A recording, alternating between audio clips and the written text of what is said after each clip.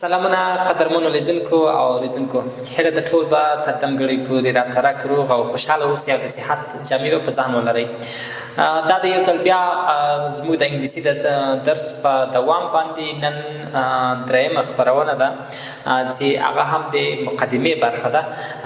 مخکې له دې چې کتاب ته لاړ شو دغه مهم شیان چې هغه باید په مقدمه کې زده کړل شي.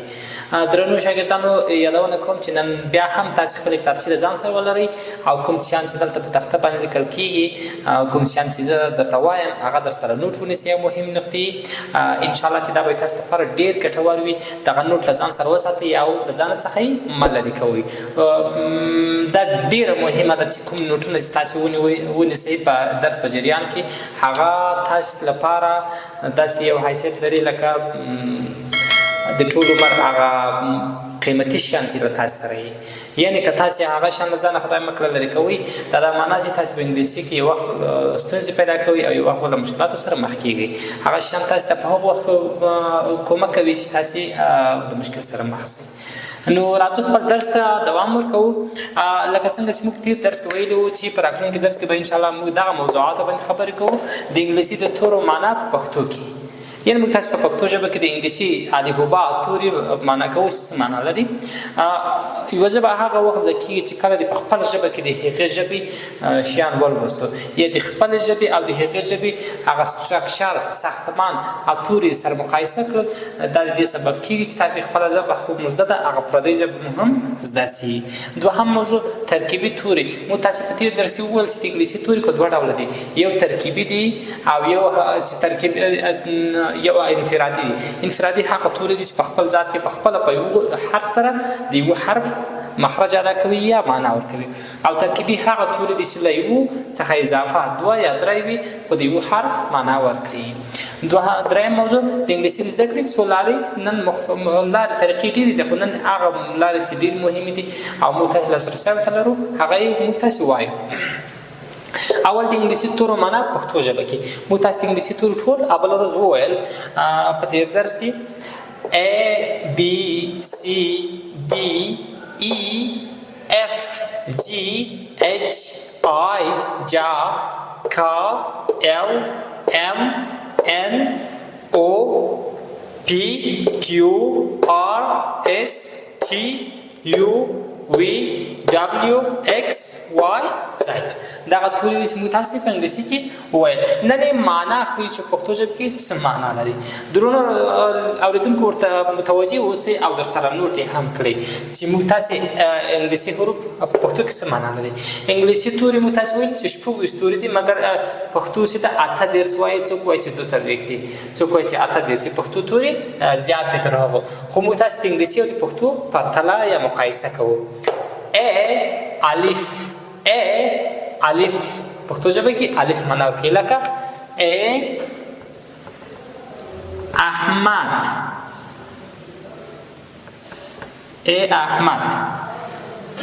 بی یا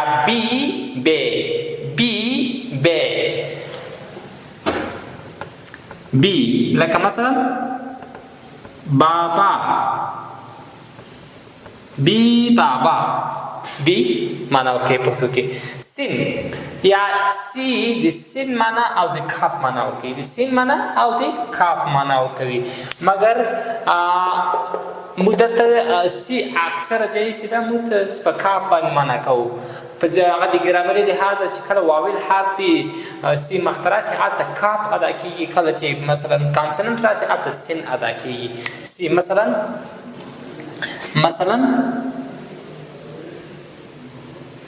سی کټ یعنی دلته موږ تاسې واویل حرف مخته راغی هغه په کاپ معنا کړو څه شی سو کټ پرې کول په انګلیسي کې وایي. ډي دال او د دال معنا ورکوي. ډي دال او د دال معنا ورکوي. ډي دال موږ تاسې لکه مثلا ډي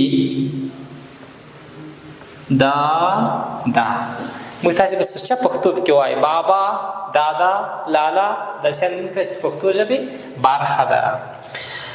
ای ګورې دا ای ده ای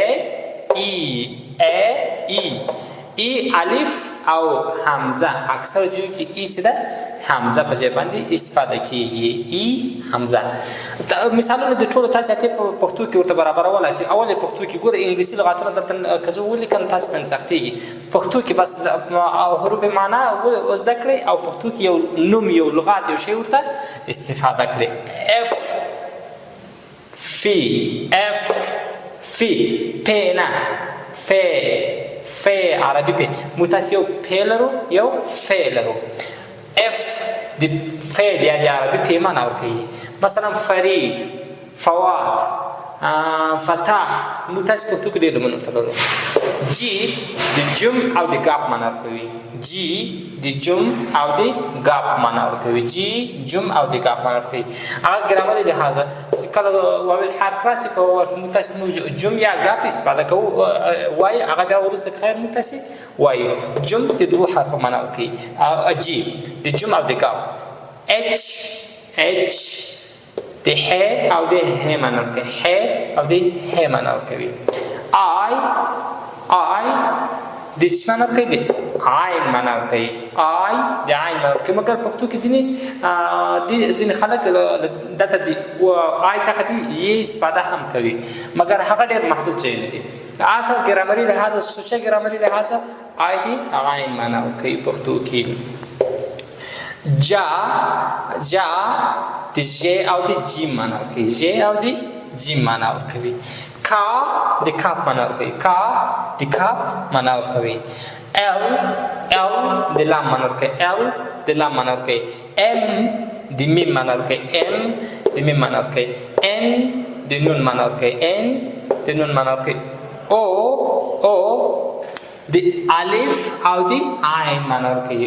او الف او د عین معنا ورکوي مګر عین استفاده ډیره ده. او ځینې دلته د واو استفاده هم ځین کوي مګر په ګرامري لحاظ دا ثابت نه ده ډیره. څوک چې استفاده ځین کوي ممکن هر رقم چیز له استفاده ځین وکړي مګر ګرامري لحاظ عین او الف معنا ورکوي. پی دلته پ ده یو ف ده یو پ ده. پی د پ معنا ورکوي. پښتو پ یو عربي ف ده یو پښتو پ ده. درې ټکي چې شاته لري هغه د پښتو پ ده. پی هغه پ معنا ورکوي. کیو د قاف معنا ورکوي. یو کاپ لرو یو قاف لرو. کاپ کوچنی کاپ قاف لوی کاپ حلقوي موږ تاسو په عربي کې ویلي په قرآن شریف کې. کیو د قاف معنا ورکوي. د لوی کاپ معنا ورکوي. آر د ر معنا ورکوي. آر د ر معنا ورکوي. اس د سین س صاد. سین س صاد معنا اس د سین او س او صاد معنا ورکوي. هر ځای چې سین س او صاد راغلل په نوم کې یا په لغات کې تاسو به دغه په ځای اس استفاده کوئ. تی د ت او د ت معنا ورکوي. ت او د ت معنا ورکوي. تی یو د ډبل واو یا حمزه ډبل واو معنا ورکوي. دوه واوونه یې مثلا پیښ او واو دواړه راغلی هماغه ځای کې یو متصل لیکلی شو. وی د کسرې واو یعنی کوم چې لاندې کش کېږي زیر ولري واو هغه معنا ورکوي. ډبلیو د واو معنا ورکوي. ډبلیو د واو معنا ورکوي. اکس خپله اکس ده. اکس په پښتو کې کوم حرف نسته ورته. وای د یې معنا ورکوي. او زید د درې حرفو ز ضاد زوی. ز ضاد یا ضاد زوی معنا ورکوي په پښتو ژبه کې. قدرمنو لیدونکو دا و د انګلیسي توري چې په پښتو کې مې وژباړل. انشاءالله چې تر یو څه به م ترې اخذ کړي وي هماغه سر نوټ هم ونیسئ. اوس راځو دوهمې موضوع ته ترکیبي توري. موږ تاسې ویلي چې ترکیبي توري هغه توري دي چې له یو څخه زیات وي او د یو حرف معنا ورکړي. ترکیبي توري یعنې ترکیب یعنې جمع شوي وي سره یو حرف معنا ورکوي. اول حرف چې دغه د چی او د کاپ توری ده سی او ایچ سره یو ځای کې چی جوړېږي چې او کاپ. اوس چین دا یو ملګری و هغه هلته په ایشي باندې لیکلي چې میډ ان چاینا. دی تر ډېره وخته ورته متوجه ورته کتلی چې دا اوس څه معنا لري. دا چاینا اوس تو چاینا نه شو ویلی ځکه دومره قطعات دغه حروف یعنې ترکیبي توري ویل نه وو. نو هلته ډیر مهم دی، یعنی دغه حروف چې باید معنا زده کړو. سی او ایچ چې دا څه معنا کوي؟ د چی او د کاف معنا کوي. جی او ایچ د غین معنا کوي. ما یې مثالونه مخکې لیکلي. سی او ایچ د کاف معنا کوي، لکه مثلا سکول، کاف معنا کوي سکول، سکول، سکول. چې د چی معنا کوي، لکه مثلا چاینا، مثلا چاینا، میډ ان چاینا. سی په دې چې کې د چی معنا کوي او په دې چې کې د کاف معنا کوي. جی او ایچ دا چی معنا کوي؟ جی او ایچ د غین معنا کوي. جی او ایچ د غین معنا کوي، لکه مثلا غمای، غمای. مثلا افغانستان د کاف معنا هم کوي. افغانستان، افغانستان د موږ ته افغانستان وایي، خو غین معنا البته په انګلیسي کې چیرې افغانستان. डी او H, D او एच څه معنا کوي؟ د ابدات معنا کوي. डी او एच د ابدات معنا کوي، لکه مثلا ریاض، ریاض، ریاض د ابدات معنا کوي. پی او एच، پی او एच د ف معنا کوي. پی او एच د ف معنا کوي، لکه مثلا فون، فون، فون، فون چې ته وایي موبایل ته وایي. او یو جی ایچ، یو جی ایچ هم د ف معنا کوي. یو جی ایچ هم د ف معنا کوي، لکه مثلا لف، لف، لف، لف چې څه مسکا یا خندا ته ورکی لف. جی او ایچ چې معنا کوي دی خ معنا کوي. البته کا او ایچ، کا او ایچ دی خ معنا کوي، لکه مثلا خیرخانه، لکه مثلا خلیل، لکه مثلا خالد، خالده، مثلا خالونه. هر شي ستاسو پښتو کې ورته راوستلی سي. ټي او ایچ، ټي او ایچ دی دال، س او ز معنا، زال معنا کوي. ټي او ایچ په مختلفو ځایونو کې، مثلا ټوث، ټوث، ټوث چې ته وایي غاښونه ته وایي. هر څه تاسې ورسره راوستلی سئ. زید او ایچ د څه معنا کوي؟ د ژ معنا کوي. زید او ایچ د ژ معنا کوي، لکه مثلا مژگان، مژگان، مثلا ژڼې، ژڼې پښتو کې موږ تاسې لرو. یا مثلا بیالوژي، ژ، ژ په ژ په ځای باندې هر ځای کولی شي استفاده کو زید او ایچ، مګر په بیالوژي کې زید او ایچ استفاده کېږي نه. ما فقط د پښتو کې د ژ معنا ورکوله، تاسې مختلف نومونه هم ورته استفاده کولی شئ. T I O, T I O د شین معنا ورکوي. T I O د شین معنا ورکوي، لکه مثلا نیشن، نیشن، نیشن شین معنا ورکوي. سی آی ای د څه معنا ورکوي؟ دی هغه هم د شین معنا ورکوي. سی آی ای د شین معنا ورکوي، لکه مثلا تاسې سی آی ای ته مثال لرئ، لکه سپیشل، سپیشل خاص، ځانګړی، سپیشل. سی آی ای، سی آی ای تاسې هغه ته معنا کوي، مثلا انسنت، انسنت چې معنا کوي د شین معنا کوي، لکه انسنت باستاني. او سی آی او هم مثلا تاسې هغه ته ډېر مثالونه راوستلی شئ، خو په انګلیسي کې یو لغت سي پریشیوس، پریشیوس چې څه ته وایي؟ قیمت یا قیمتي. تاسې ډېر مثالونه ورکولی شئ. دا و ترکیبي توري، هغه توري چې له یو څخه اضافه مګر د یو حرف معنا ورکړي. هیله ده یو شی چې نظر شوي دا توري در سره نوټ کړئ او په کتابچه کې ولیکئ او همیشه له ځان سره تکرار کړئ چې یو وخت مو له یاده ونه وځي. او که کله تاسو ته کوم ستونزه سره مخ کېږئ، هغه نوټ به له تاسو سره تیار موجود وي او دا به له تاسو سره ډېره مرسته کوي.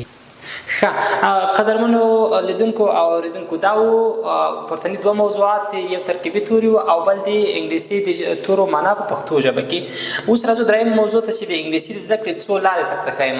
انګلیسي د زده کړې لپاره موږ مختلفې لارې لرو، مختلف اپشنونه لرو چې موږ له هغو څخه کولی شو استفاده وکړو او بیا انګلیسي ژبه ورباندې زده کړو. یو څو لارې چې ما په خپل ژوند کې تجربه کړې ده او خپله مې انګلیسي ژبه ځینې زده کړې ده، هغه درته وایم. انګلیسي ژبه ما تاسو ته په تېرو درسو کې ویلي چې د یوې چوکۍ مثال لري. چوکۍ څلور پښې لري، څلور پښې اورېدل، لیکل، لوستل او ویل دي. یعنې دغه څو طریقې وې چې تاسې څلور مهارتونه د انګلیسي ژبې وو چې هغه مو تاسې تقسیم کړل او موږ ویل چې هر مهارت ځان ته باید زده سي. نو هر مهارت ځان ته طریقې لري. موږ انګلیسي ژبه کولی شو ډېره ساده زده کړو.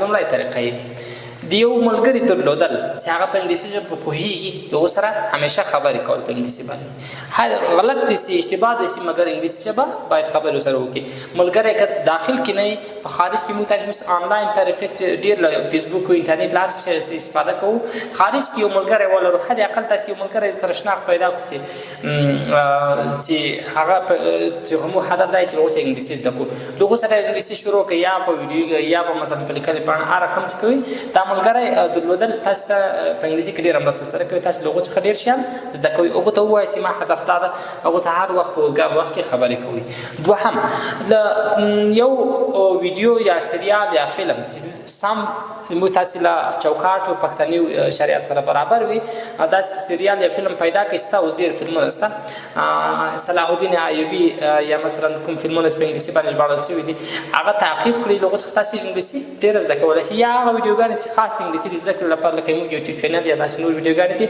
خو دلته یوټیوب چینل چې زه مستقیما تدریس کوم دا یو څه معمولا خستکونه یا بورډ تمامیږي تاسې داسې ویډیوګانې تعقیب کړئ چې هغه تفریح لپاره یي هغه مثلا د ذهن نه آرامښت لپاره یو داسې ویډیوګانې تعقیبول ډېر سره مرستندوی دي او بله طریقه یې مګزین مجلې لوستل مجلې لوستل که څه هم نه پر باندې پوهېږي در باندې سخته یي مجلې تعقیب کړئ دا تاسو ته انګلیسي په زده کړه کې ډېره مرسته کوي بله طریقه یې کتابونه انګلیسي کتابونه چې په هر ځای کې ویل ولئ انګلیسي که څه هم در باندې سخته به وي اوله ورځ به سخته دویمه ورځ به سخته درېیمه ورځ د خپله علاقو سره پیدا کېږي چې انګلیسي کتابونه ولولئ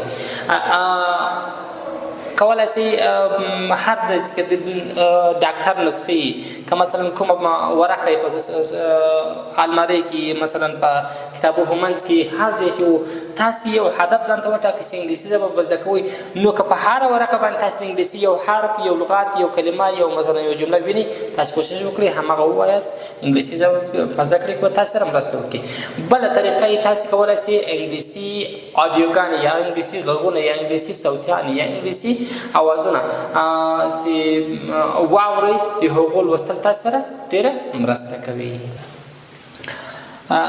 درنو لیدونکو دا و د موږ د نن ورځې درس د انګلیسي د زده کړې حالات د زده کړې لپاره طریقې مې هم درته وښودلې بیا هم یادونه کوم چې د دې لپاره ډېرې لارې موږ لرو ډېر اپشنونه لرو چې موږ له هغو څخه استفاده کولی شو مګر په راتلونکو درسونو کې تاسې د موږ ویډیوګانې تعقیب کړئ انشاءالله چې هغه طریقې او لارې به یې هم درته په واضح ډول سره بیان شي نو هیله در نن درس هم یو څه اخیستی وي کوم شیان چې دلته ولیکل سو هغه در سره یاداشت کړئ او هغه نوټ پاموي چې له ځان سره وساتئ هغه به انشاءالله د تل لپاره له تاسو سره وي او د تل لپاره به تاسو سره مرسته کوي تر څو په انګلیسي ژبه کې تاسو ته مشکل پیدا نه شي تر بیا ښې چارې په لوی الله مو سپارم